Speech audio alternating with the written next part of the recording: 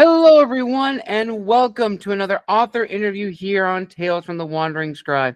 I'm your host, Gabriel Garcia. Many of you know me as the Wandering Scribe and the Wandering Quill, and is another from the Curious Corvid community making their debut here on the channel.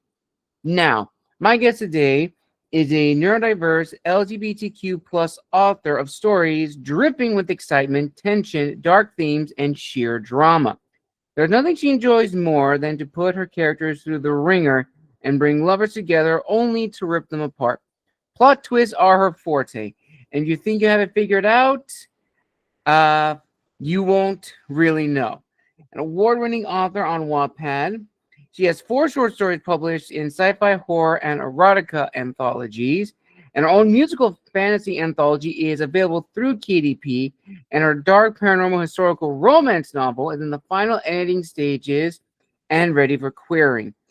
And in today's interview, viewers and listeners, we're going to be talking about one of her works, which is the Symphony of Dawn, which I am so excited to talk to her about. So without further ado, let's give a huge round of applause to today's guest, fellow Curious Corvid author, Lorraine Tramain. Lorraine, thank you so much for coming on the show. Hi, Gabriel. Thank you for having me. Awesome, Lorraine. I'm so excited to have you here on the show. So before we dive into your background as an author, here's a little icebreaker question I have for you.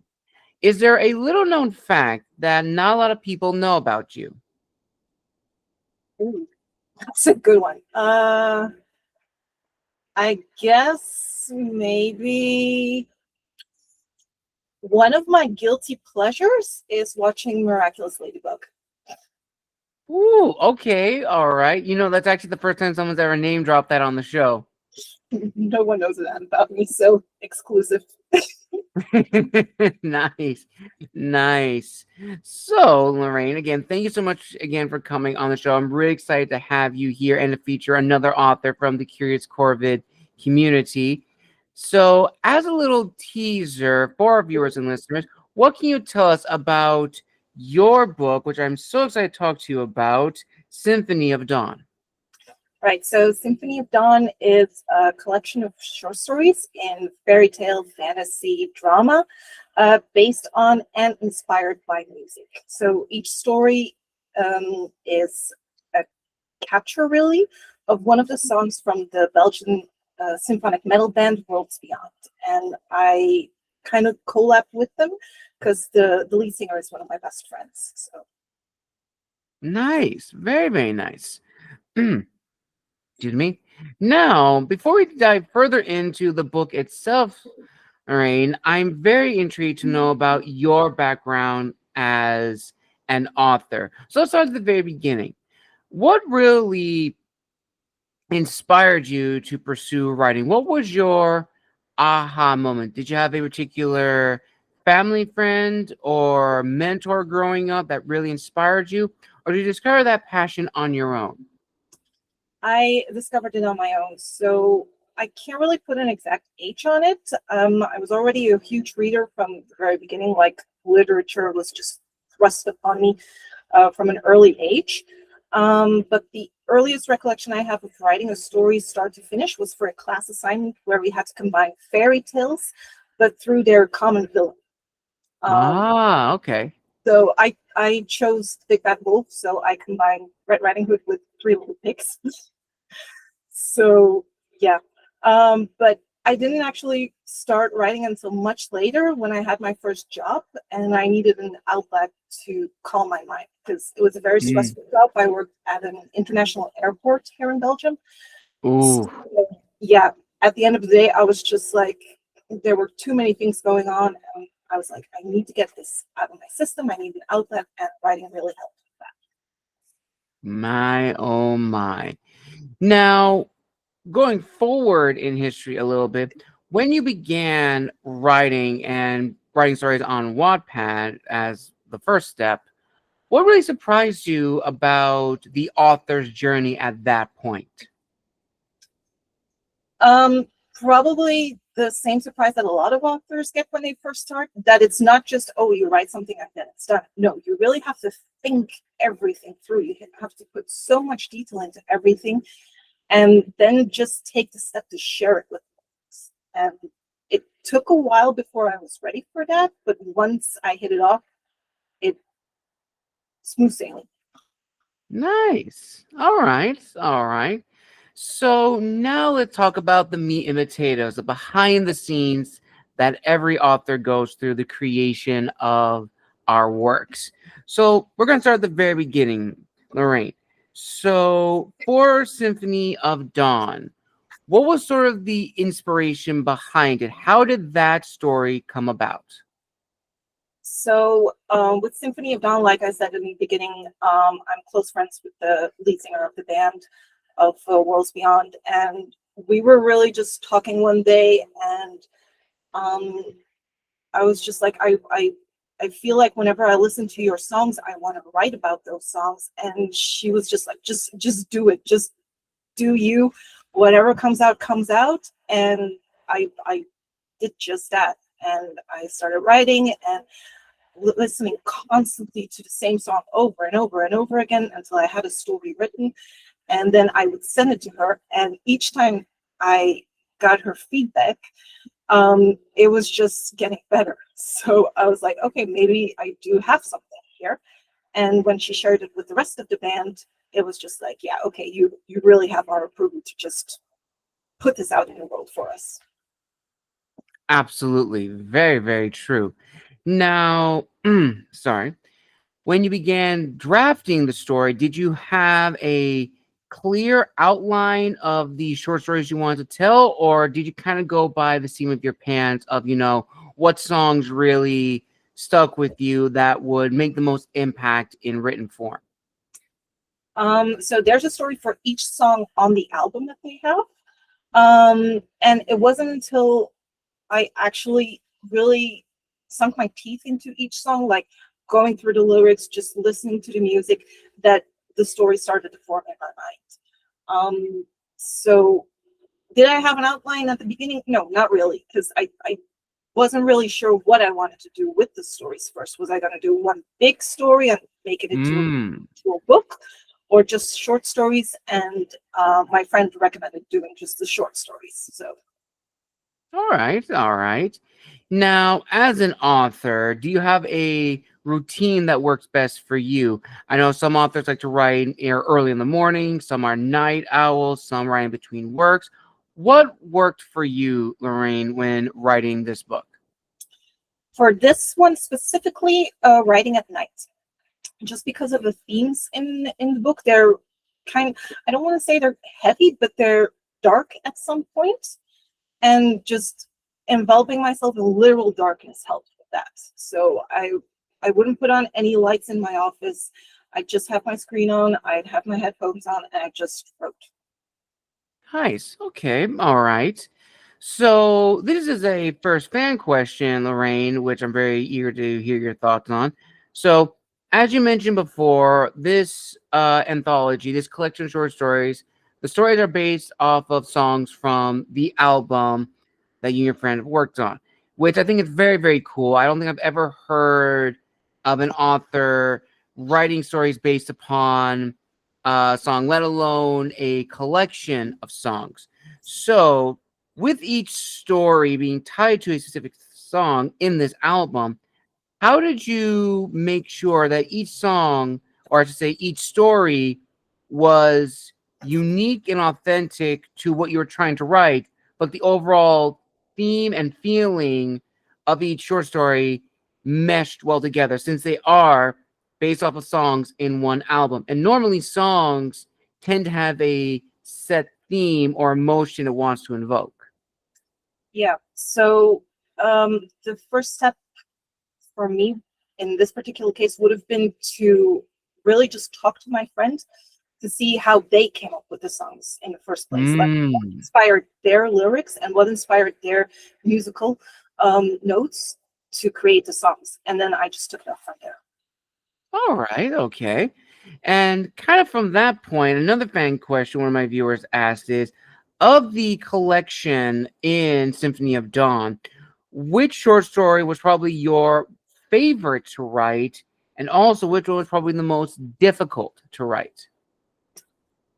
The most difficult, I'm going to start with that one first because it's fresh in my mind. The most difficult Okay. was Fallen Star, because they got the inspiration for that song of the fairy tale of the Little Matchmaker Girl. So Okay. it's a very intense story. You know, it doesn't have a happy ending. So I wanted to create something that invoked that same sadness, that same heaviness, but wasn't exactly that.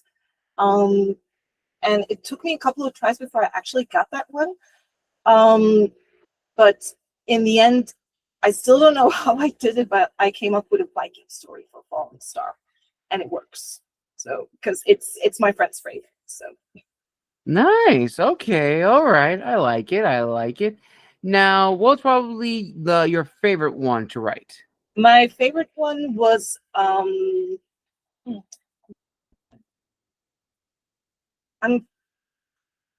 I'm between Winter Storm and Ice King. Because Winter Storm deals a lot with personal loss Hmm. and what um and about grief and what grief might do to you. While Ice King is more on the romantic note, which is rare for me because I'm aromantic, so I don't do romance very well. Hmm. Um, but what I like about Ice King is that, like you said also in my intro, I bring the lovers together and then I just Yep. rip them apart. That's what I do. Very true. Very, very true. So now kind of going back in time a little bit.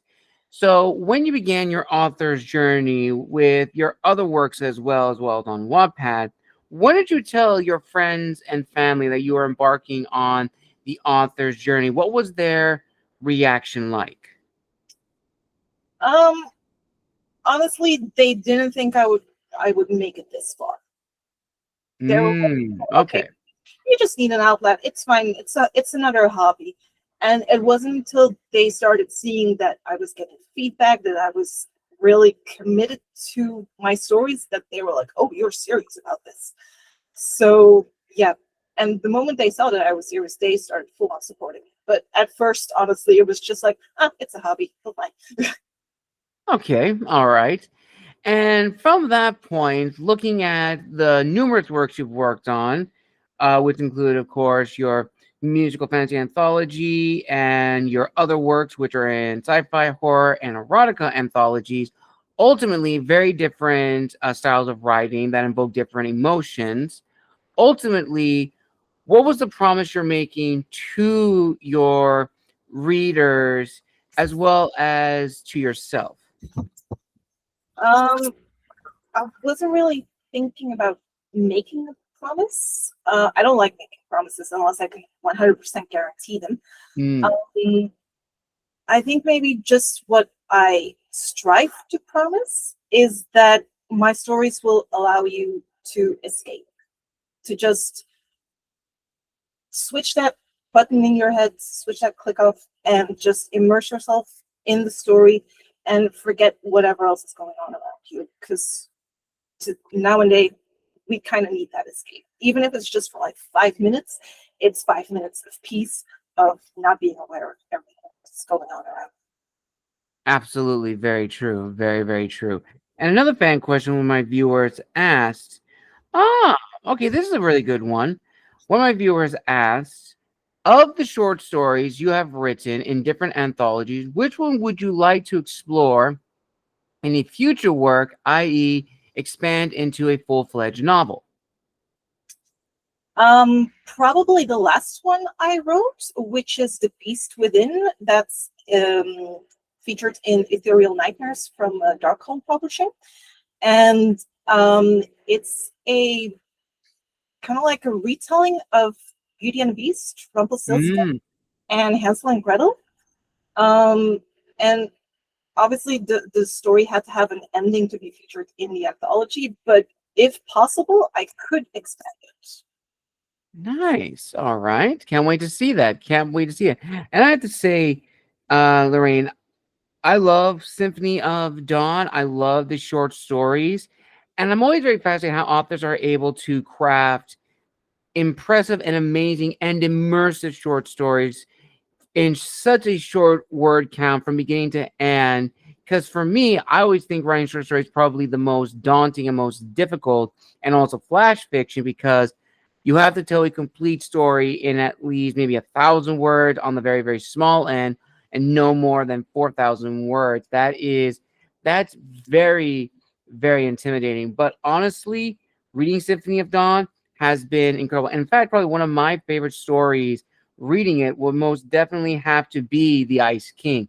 I absolutely love the story, everything about it. And I also love how there's an illustration that's almost like a page break between each story. I absolutely adore that. It is so cool. And it kind of fits this very winter feeling, this emotion, which I can't really put into words, but I know what it's trying to convey. And honestly, I'm just blown away. And now I'm very curious as to the album itself. Like, okay, what song went with these short stories? I just gotta know. And that's actually another fan question. One of my viewers asked, has anyone ever reached out to discuss, what songs were the inspirations for which stories? Well, it's the stories are literally the songs. So each title of the story matches the title of the song on the album. Oh, Yeah. okay, So nice. Very, and very nice. I have the Spotify link on my website. So if you click on that, you can listen to each song while reading the story. Ooh, all right, all right. I'll make sure to include that down below in the description of this video, viewers and listeners. And from that point, so after publishing Symphony of Dawn and looking at, what readers are saying, what reviewers are saying, I'm very curious, Lorraine, throughout your career thus far, has there ever been a moment where you thought about how different your life would be if you did not pursue writing as a career? Oh, yeah, absolutely. I I honestly cannot imagine my life anymore without writing because it's a I can't even say it's a part of me. It is me. So if Mm, you take away my writing, you take away me. And I'm not gonna allow that. So very true. Very, very true. And another question, which I'm very eager to hear your thoughts on, Lorraine, is of course the dreaded imposter syndrome and writer's block. Because I feel every author encounters that in some shape or form throughout their career and journey as an author. And it could be a nail in the coffin for them in their careers. It can just be a speed bump or hurdle they have to overcome. For you, Lorraine, how do you deal with those two in your career? so for writer's block, actually I've been fortunate so far that I haven't experienced it that deeply yet. Um, Okay. Two reasons. One of my writing mentors, Rebecca, she sent me a little pin that's actually just like a Lego block that says writer's block. So whenever I just feel like, oh, it's that time again, I just pin it on and I rub it a few times, and it's like a good luck charm. And also, what works for me personally is that I don't work on one story the entire time. I have right now I have 5 different stories in 5 different genres. So Ooh, all right. I like it. I like it. And also going forward, another fan question that I wanted to ask you, and it kind of maybe seems similar to the previous one, so I'm going to try to reword it a little bit differently. In your stories for your characters, how do you showcase the authenticity of them in the sense of, it makes sense for these characters to exist in the worlds they belong to, while also showing some complexity to their nature? oof, that's a tough one. I think maybe it's um I like to put myself in my character's position. Like if I were this character, how would I react? And I like you can ask my mom, don't ask my mom. You can ask anyone here in the building. I will absolutely act everything out just to get that full immersion, and then I'll be like, okay, so that works. Like, also, if there's a fighting scene, I have a boxing mat. I will absolutely kick the shit out of that just to get the choreography right. Love it. I absolutely love it. For me, I have to listen to like battle scenes on my phone. I don't have to just listen to it. I just have to, well, I don't have to see it. I just have to hear it and just picture it in my head. One case in particular for one of my stories was a castle siege scene, which is of course the Vatican, and that was mirrored after the Battle of Helm's Deep by Peter Jackson I in the knew you Lord were of the Rings. rings. I knew you were gonna say that. And no lie, the scenarios that happened with two characters I based off of not Gimli and Legolas, just because their banter is so witty. And for those that have read Last Angel of Earth, you know the character that I'm referring to. So I'm not going to spoil who, but definitely they're based off of Gimli and Legolas. And it's just so funny how for each of us as authors have our own little quirks that help us get into the zone of how we approach storytelling and just make storytelling unique for us, which also then leads into probably one of my favorite questions of this session is the reflective part. And the first question in the reflective section of the interview focuses on what does it mean to be an author in the digital age, because the age of authors has definitely changed. I mean, indie authors in general and small press authors, they are on a skyrise. I mean, 20 years ago, everyone wanted to be traditionally published with the big five.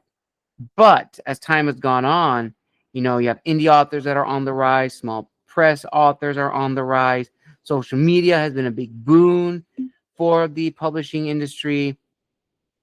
And almost every author that we know, viewers and listeners, has a platform, has a website to showcase who they are. And I think it's very, very imperative that everyone has one because it allows us to reach new people, tell the world our stories, and so forth. But it's a double-edged sword. Social media can be very, very draining, very taxing. And unfortunately, those with social media, we are exposed to a lot of the negative side and are open to attacks.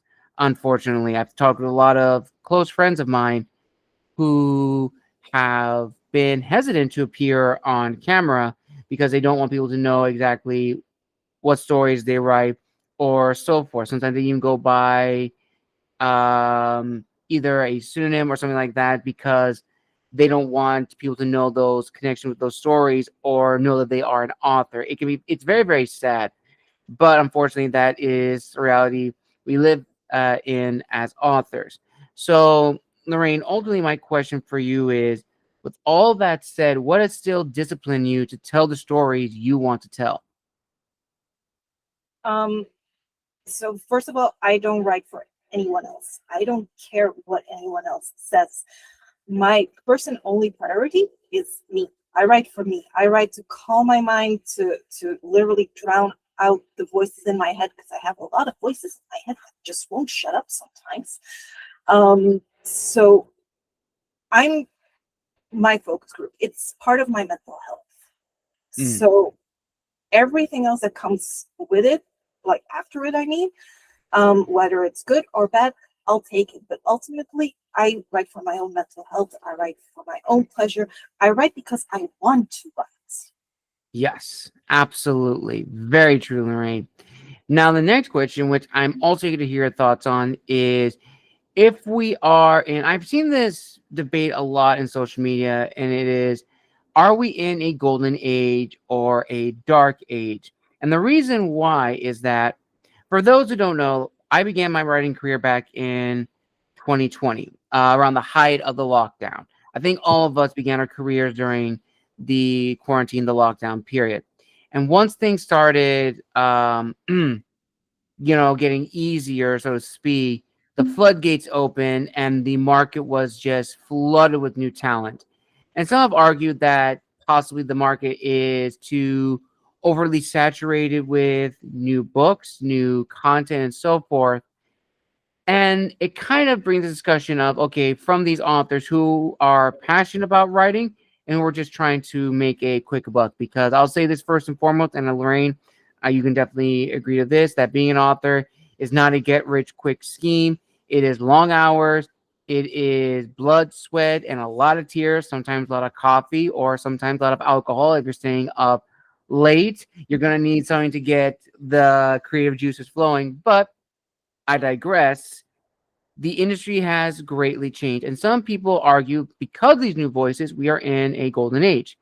But in recent years, actually in the last 5 years, some people argue that we're in a dark age because the market is so overly saturated. And of course, AI publication is becoming more prevalent than before. It begs to wonder. So, Lorraine, ultimately, I'd love to hear your thoughts on this discussion, this debate. So I think you weren't that far off before when calling it double-edged sword. And what I like to think about it is I think about writing as a quest in fantasy realm. You have a clear goal in mind. You know what you want to achieve, but then you can sometimes have a little gimmick that can help you, and on the other side you can have like the villain that suddenly storms at you, like with AI and stuff. And ultimately it's just up to the writer to decide how they handle that. Absolutely. Could not agree more, Lorraine. And now going into the business side of being an author, which I'm very eager to hear your thoughts on. Here's another icebreaker question. When you began publishing your book, starting with the first one that you've ever published, what really surprised you about the publishing aspect of being an author? And looking back on it from where you are right now, is there anything you would have done differently? So the first one that I published myself was Symphony of Dawn. So I did everything myself. The only thing I didn't do were the illustrations in the book itself. Those were made by Collins, amazing artist. And I think what I misjudged was the amount of time I would have to really put into the marketing aspect of self-publishing. And I talked about this in another server that I'm part of one of the Wattpad communities. And when you self-publish, it really is just, you have your story, you have your editing, maybe your illustrations, but 70 to 75% is really just the marketing aspect, and that has been killer, absolutely killer.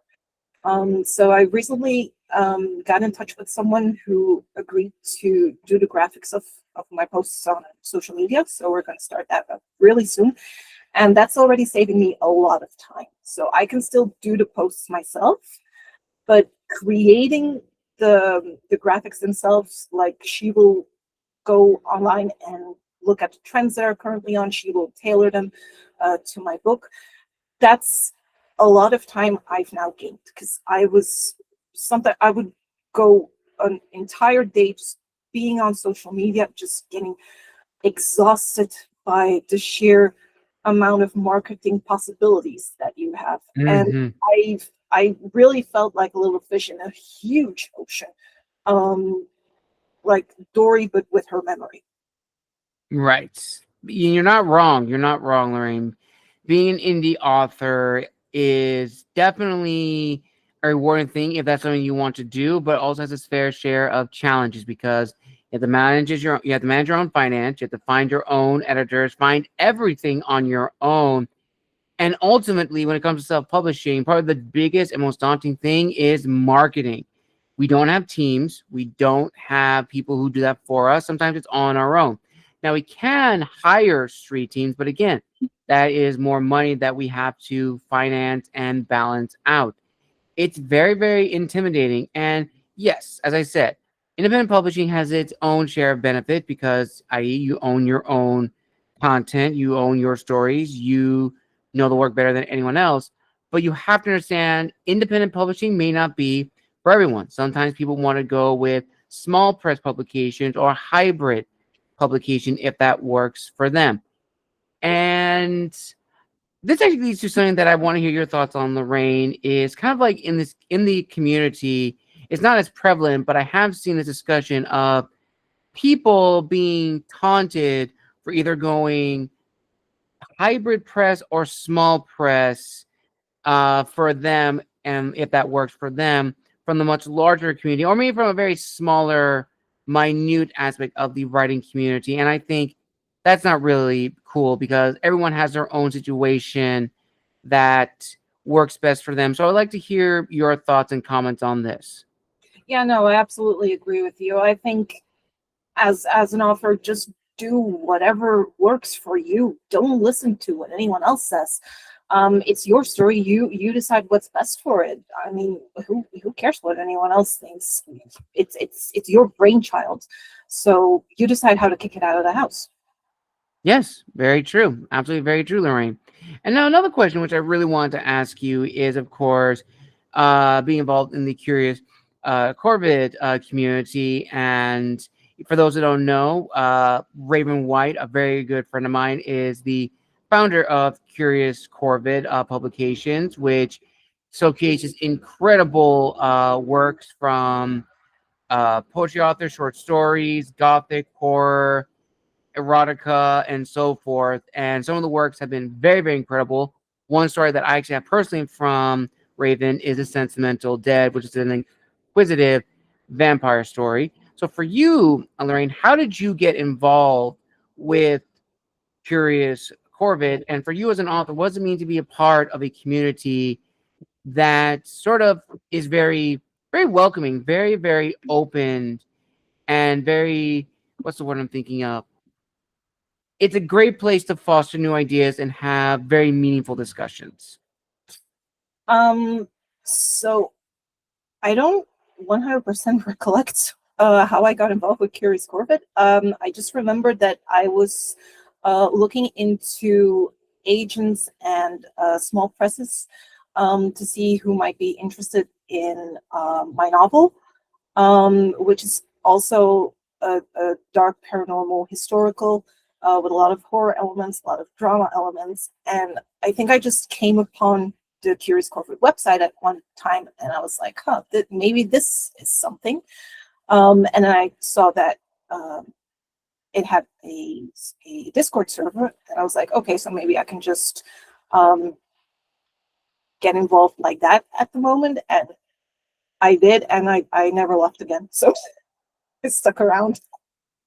Nice. That is awesome. That is awesome. And I have to say, the community has been very, very welcoming, very, very forthcoming, talking with so many incredible people. And I really think that that should also be pushed forward in the writing community, is just this, finding your tribe, and just from that tribe, just networking.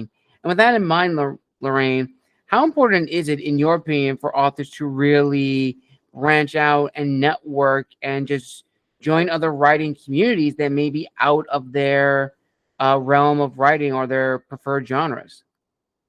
I think it's super important. Like, I didn't get in touch with other people on Wattpad until I started getting involved in certain book clubs. And then those book clubs had Discord servers.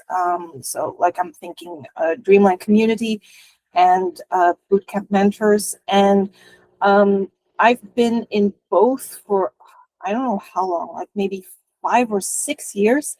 And just by talking to other authors, by exchanging stories, not just the stories we write, but actual experiences as well. Right. I've learned so many things. Like, for example, the Dreamland community is so welcoming. We have over 2,000 members, I think, the last time I checked, all from Wattpad, and we just talk with each other. You know, it's kind of like a support group, but good. It's healthy.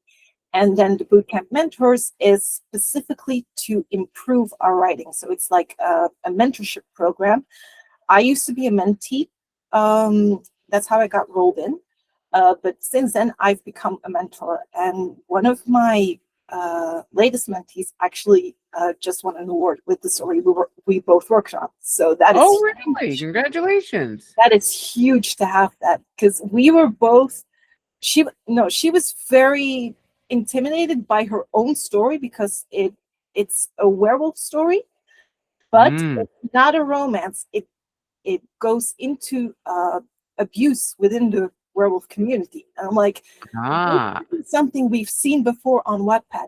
Write it and just go deep, be intense, and look at where she got. So yeah, nice. Out of her. Very, very true. And that kind of goes into something which I want to hear your thoughts on, which is, as you mentioned before, you write for you. You don't write for anybody else because you know your stories better than anyone else. So I'm curious for you, Lorraine, when you were writing your stories, each story has its own identity, its own authenticity, and you want to showcase your style of writing. But I would imagine that when you made the decision to publish each story, you probably did a little research into, okay, if this story is in this genre, what are readers expecting? Again, as you mentioned, you didn't necessarily write for anyone else, but you probably did a little research into the genres that your stories would probably best fit in. Ultimately, with that in mind, with doing the research, how did you take that research and couple it with your authenticity to balance it out so that way your books would feel that they belong in the genre that they are in, but also highlighting your voice as an author? So it's interesting. I actually had the same discussion with the editor who's working on my novel when we met in London. And she was really adamant that I changed the trope of my main couple from friends to lovers to enemies to lovers, because enemies to lovers is huge. It's like everyone's favorite trope. My favorite trope, however, is lovers to enemies. So I'm like, I'm not really sure how I'm going to do that. But after discussing it with her and with people in the communities that I mentioned, I came up with a way around that. So I drafted it now as as enemies to lovers, but only the female main character considers herself an enemy to his love. Ooh, all right. I like that. I absolutely like that. And now we're getting into my favorite portion of the interview, rapid fire fan questions. Okay. So the first fan question, a little rapid fire. In your opinion, which do you prefer in storytelling, themes or tropes? Themes. All right. Next one, most overused trope in fiction. Enemies to lovers. All right. Most underused trope in fiction. Lovers to enemies. All right. Next one, out of the 5 senses, which is the most difficult to emulate in fiction? Oh, that's a good one. I think maybe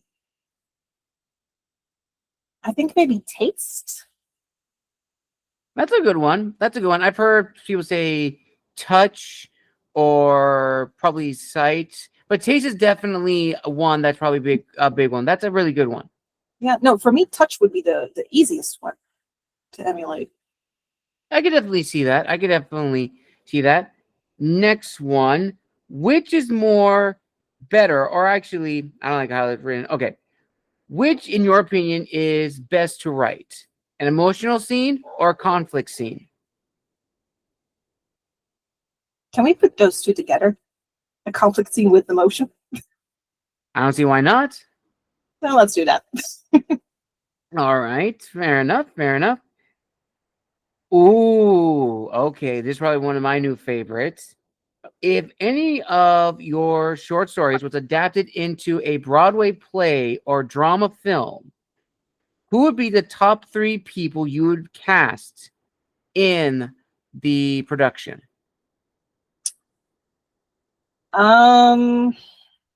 Of my short stories, I'm gonna stick with the Beast Within, because I literally wrote it with the inspiration of one of Jeremy Jordan's musicals, In the Lights. So Jeremy Jordan, maybe also either Jonathan Groff or Aaron Tveit. And a third,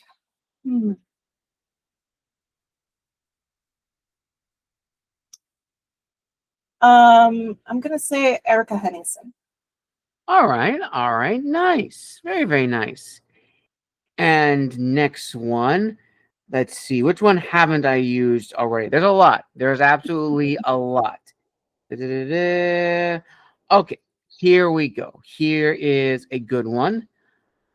Ooh, that actually is a good one. Now looking at it, which books, top 5 biggest inspirations for you in storytelling, character development, dialogue, and emotional reaction?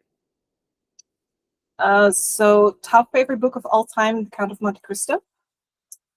Outlander series by Diana Gabaldon.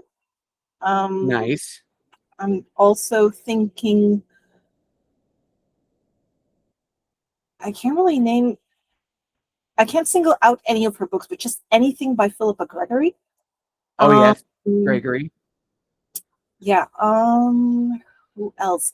Edgar Allan Poe. Any of the stories by Edgar Allan Poe, just because of the drama. And maybe one that's also been a personal favorite of mine is The Hunchback of Notre Dame. Ooh, those are really good ones. Those are really good ones. I also like you brought up the author of Outlander and Philippa Gregory. I really feel that, well, the author of the Outlander series, definitely probably the most popular, but Philippa Gregory, oh, love her work. Her work is amazing. Yeah, she's my role model author, and I was fortunate enough to meet her in Edinburgh on our latest book tour.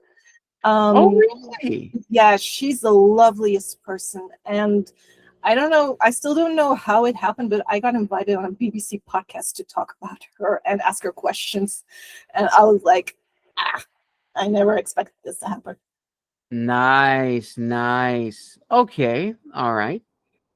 Now, here's the last fan question, and this one is a very new one. So, as you mentioned before, Lorraine, early, that all of the songs and the titles of short stories are pretty much go hand in hand. They are literally copy of each other. However, let's say you wrote the stories as they are with no inspiration to the album, still keeping the titles.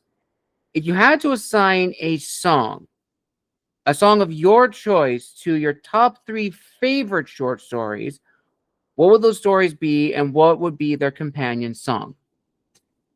I'm thinking My Immortal by Evanescence for Fallen Star. Yes, thank you. Let's see. I'm just gonna go into the book for a second.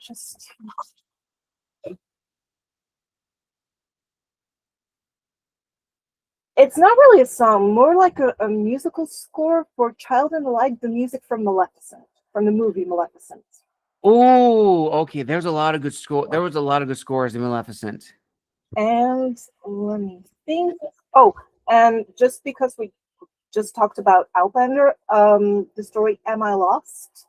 With the Druid song when they're dancing around the Crackna. Oh, I could see that. I can definitely see those are really, really great choices, Lorraine. Nice. And now, as we near the end of this amazing author interview, I did have a few final questions I wanted to hear your thoughts on. And these last three I'm going to combine into a very, very loaded question because they really do fit hand in hand. As authors, we love to continuously write. We love to tell stories. We love to keep writing. But at some point, we have to realize we need to stop writing. And after it's edited, we have to trust that the version that we see before us showcases the best we have to offer. So for you, Lorraine, as an author, when did you know when to stop writing and for, how do I say it? And to ultimately say the story was finished? Um, it takes several rounds of reading, rereading, editing again. Editing is a real never-ending story, by the way, and we are owed a magic dragon for that. Yes. But I'm just gonna take the example now of the first part of my duology of my novel. I literally couldn't see the trees through the forest anymore. I'd gone Mhm. through the story so many times already. I asked people to read it. They gave me feedback. They commented on certain scenes. I retailored it, and I was just like, okay, I've done the best I can with the story right now. I have to like entrust it to someone else, to an editor, because they will see what I'm currently not seeing.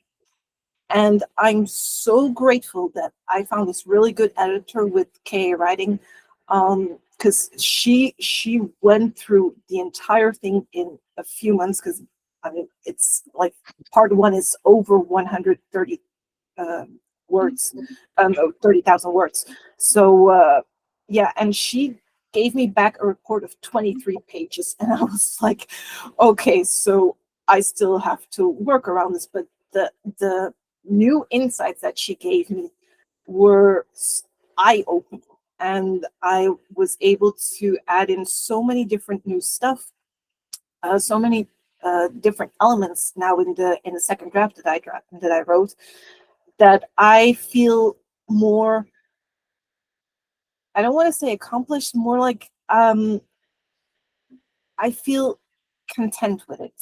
You know, I'm Mm. like, this is a draft that makes sense, and it will make sense for everyone. Very well said, Lorraine. Very well said. And finally, we arrive at the final few questions of this amazing author interview. Now, we talked about a lot of amazing things in this interview, from your journey with publications, how your stories came about, friends and family, networking, being a part of an amazing community, what you've learned about being an author and will continue to learn about being an author, and so forth. Ultimately, at the end of the day, what do you want people to take away from your works as the author? And what piece of advice, a pearl of wisdom, do you want to instill upon them?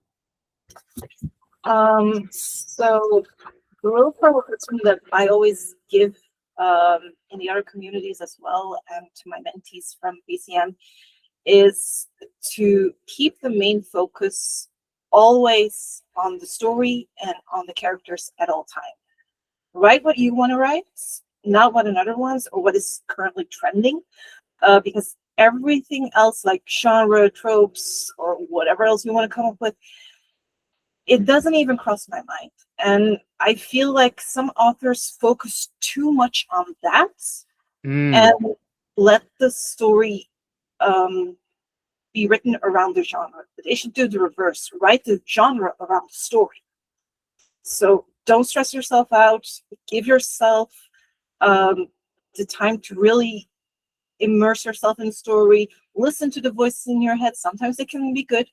And just feel how the story flows.